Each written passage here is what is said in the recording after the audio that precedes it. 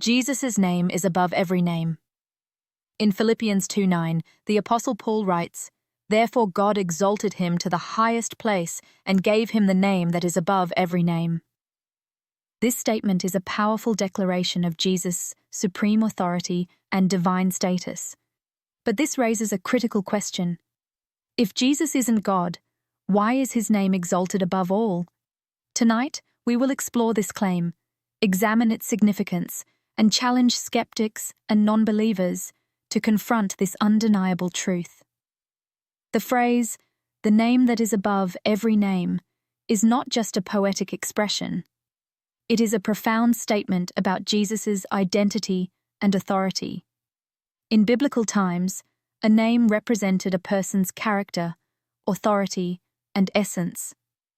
To have a name above every name means to possess unparalleled supremacy and honor. This is not a title that can be given to a mere human or angel. It is a title that belongs to God alone. By exalting Jesus' name above every name, God is affirming his divine nature and authority. Skeptics often argue that Jesus was just a moral teacher or a prophet, but no human, no matter how great, could be given a name above every name. This kind of exaltation is reserved for God. In Isaiah 42:8, God declares, "I am the Lord, that is my name. I will not yield my glory to another or my praise to idols." Yet in Philippians 2, we see that God has given Jesus the name above every name and has commanded that every knee should bow at his name. If Jesus were not God, this would be unthinkable. But if he is God, then his exaltation is not only justified, but necessary.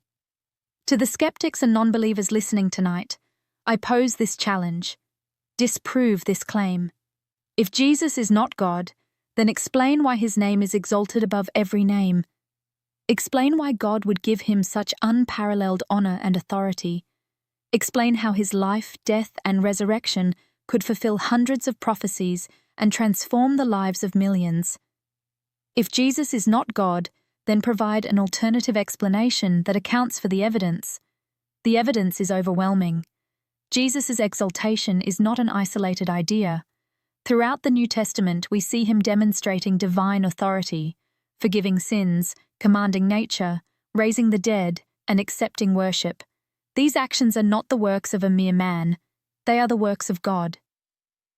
In Colossians chapter 1, 15-20, Paul describes Jesus as the image of the invisible God, the creator of all things, and the one who holds all things together. These truths point to one undeniable conclusion. Jesus is God, and his name is rightly exalted above every name. Perhaps you're thinking, but what if I'm wrong? What if Jesus really is who he says he is? That's a question worth considering. Because if he is, then your understanding of authority and your eternal destiny hinge on how you respond to him. The exaltation of Jesus' name is not just a theological concept, it's an invitation to acknowledge his lordship, to experience his grace, and to bow before him in worship. But the choice is yours. Will you accept his authority, or will you continue to deny the truth? Tonight, I leave you with this challenge. Examine the evidence. Wrestle with the claims of Christ.